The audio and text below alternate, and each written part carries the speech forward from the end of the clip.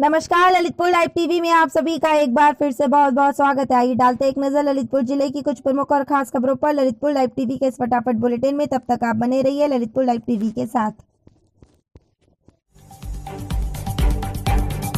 ललितपुर जिले के थाना नाराहट अंतर्गत ग्राम कोना में ललितपुर सागर नेशनल हाईवे 44 पर अज्ञात वाहन की टक्कर से नया गांव निवासी 26 वर्षीय युवक की मौके पर ही दर्दनाक मौत। पुलिस ने मौके पर पहुंचकर शव को पोस्टमार्टम के लिए भेजा और घटना की जानकारी परिजनों को दी।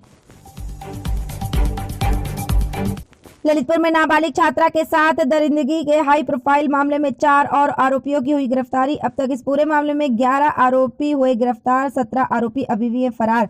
पीड़िता ने 25 नाम दर्ज और 3 अज्ञात सहित 28 लोगों पर कराया था मामला दर्ज। तो वहीं इस पूरे घटनाक्रम को लेकर पुलिस की 11 पुलिस की टीमें आरोपियों की तलाश में लगातार कर रही है छापेमारी। फिलहाल आज गिरफ्तारी के चारों आरोपियों को जेल की सलाखों के पीछे भेज दिया गया है। ललितपुर लाइव टीवी के लिए महेंद्र सिंह बुंदेला की रिपोर्ट। ललितपुर जिले के भारतीय समाज सेवा संस्था के जिला अध्यक्ष बने भारतेंदु विश्वकर्मा जिला अध्यक्ष बनने पर उन्होंने कहा, जल्द ही भारतीय समाज सेवा संस्था की कार्यकारिणी का जिले में बहुत जल्द से जल्द किया जाएगा गठन।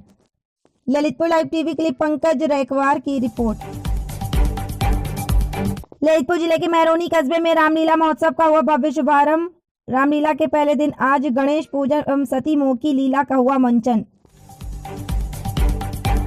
ललितपुर शहर के तुवन मंदिर स्थित प्रांगण में संवेदना सेवा न्यास इकाई के द्वारा राम कथा का चल रहा है आयोजन, जिसमें आज मुख्य अतिथि के रूप में पधारे श्री डॉक्टर सुनील कुमार सिंह सिविल जज सीनियर डिवीजन ने कथा में शामिल होकर पुण्य लाभ अर्जित किया।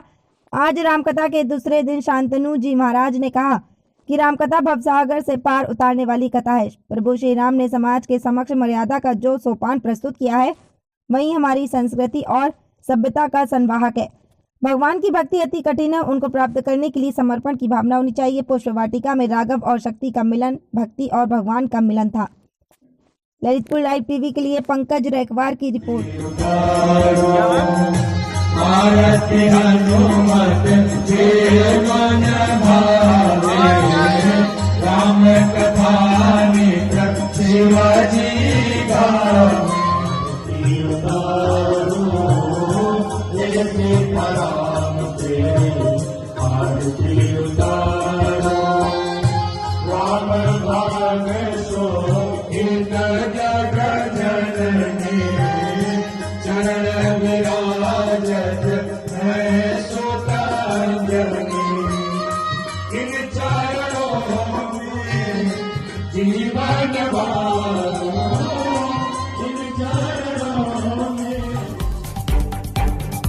ललितपुर में आज केंद्रीय मंत्री शिक्षा राज्य मंत्री अन्नपूर्णा देवी के प्रथम नगर आगमन पर भारतीय जनता पार्टी के कार्यकर्ताओं द्वारा स्टेशन पर पहुंचकर भव्य स्वागत किया गया। इसके बाद भारतीय जनता पार्टी जिला कार्यालय पर महिला सशक्तिकरण और महिला सम्मान कार्यक्रम आयोजित किया गया, जिसकी अध्यक्षता महिला मोर्चा जिला अध्यक्ष लक्ष्मी रावत ने की। इस कार्यक्रम का संचालन वसंती लारिया जिला उपाध्यक्ष भारतीय जनता पार्टी ने किया। इस कार्यक्रम का शुभारंभ सर्वप्रथम पंडित दीनदयाल उपाध्याय और श्यामा प्रसाद मुखर्जी के चित्र पर माल्यार्पण कर दीप प्रज्वलित करके हुआ। इस अवसर पर केंद्रीय मंत्री अन्नपूर्णा देवी ने कहा कि बुंदेलखंड वीरांगनाओं की धरती है और मैं झांसी की रानी लक्ष्मीबाई चरणों में प्रणाम करती हूं। उन्होंने कहा कि भारतीय जनता पार्टी की सरकार ने वास्तव में अंत्योदय के सिद्धांत पर काम किया और महिलाओं के लिए भी अनेकों कार्य किए। उन्होंने कहा कि केंद्र सरकार द्वारा लाई गई उज्ज्वला योजना खास तौर से उन गरीब परिवारों के लिए है जो कभी लकड़ी के चूल्हे में खाना पकाते थे और हानिकारक धुआं से उनको नुकसान होता था। ऐसी महिलाओं की समस्याओं को देखते हुए माननीय मोदी जी ने गरीब परिवारों को उज्ज्वला योजना के तहत लाखों परिवारों को गैस सिलेंडर वितरित किए और उनके घर में खुशहाली लाए। उन्होंने कहा कि भारतीय जनता पार्टी की सरकार गरीब महिला और शोषित वर्गों के लिए प्रति कार्य करने के लिए वचनबद्ध है। इस अवसर पर नगर पालिका अध्यक्ष रजनी घनश्याम साहू, जिला उपाध्यक्ष किरण सेन, जिला उपाध्यक्ष बसंती लारिया, जिला मंत्री रजनी अहिरवार, MMPC की डायरेक्टर स्वाधीनता कृष्णा, जिला अध्यक्ष भारतीय जनता पार्टी राजकुमार जैन, क्षेत्रीय उपाध्यक्ष सुधीर सिंह और क्षेत्रीय महामंत्री रामकिशोर साहू, प्रदेश कार्य समिति सदस्य जय कुमार सिंह, निर्वतमान जिला अध्यक्ष जगदीश सिंह लोधी, हरिराम निरंजन, प्रदीप चौबे, रमेश लोधी, जिला महामंत्री बब्बू राजा बुंदेला सहित सैकड़ों कार्य। ललितपुर लाइव टीवी के लिए पंकज रैकवार की रिपोर्ट। ललितपुर शहर के कंपनी बाग में आज बुंदेलखंड विकास सेना प्रमुख हरीश कपूर टीटू के नेतृत्व में की सेना के कार्यकर्ताओं ने देश में बढ़ती हुई महंगाई और डीजल, पेट्रोल तथा गैस के दामों में बेतहाशा वृद्धि के विरोध में स्थानीय कंपनी बाग में विकास सेना प्रमुख हरीश कपूर टीटू की अध्यक्षता में एक आवश्यक बैठक संपन्न हुई। इसमें सेना प्रमुख हरीश कपूर टीटू ने कहा कि केंद्र सरकार की महंगाई की मार ने आम जनता की कमर तोड़कर रख दी है। आम जीवन की मुख्य आवश्यकता डीजल, पेट्रोल और गैस की आसमान छूती हुई कीमतों ने तो जीना दूभर कर दिया है।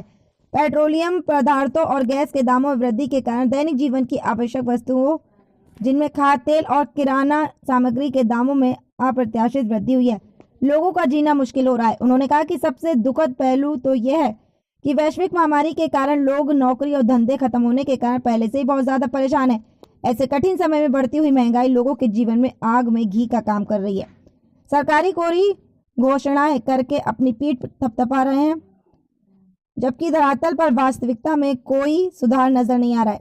ललितपुर लाइव टीवी के लिए पंकज रैकबार की रिपोर्ट। देखिए, आज हम लोगों ने बैठक की है। जिस तरीके से डीजल, पेट्रोल के रेट बढ़ रहे हैं और उन रेटों का, उनकी महंगाई का असर हर चीज़ पे फर्क पड़ रहा। बहुत हुई महंगाई की मार, अब मनाए कैसे तीज त्योहार। ये स्थिति बन गई कि लोगों के यहाँ 2 टाइम के खाना नसीब नहीं हो रहा। आदमी जो घास फूस जैसे खाता है वैसी स्थिति बन गई है कई परिवारों की। जो परिवार धनाढ्य हैं उन पे फर्क नहीं पड़ रहा। महंगाई इतनी पिछले जो 100 साल में नहीं हुआ वो इन 2 सालों में हो गया।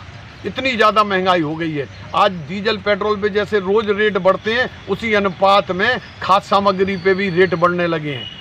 तो ये सरकार को ये सोचना चाहिए, इन पे अंकुश लगाए। और अगर अंकुश नहीं लगाएगी तो बुंदेलखंड तो गरीब और पिछड़ा है, यहाँ पे आत्महत्याओं का दौर शुरू हो जाएगा।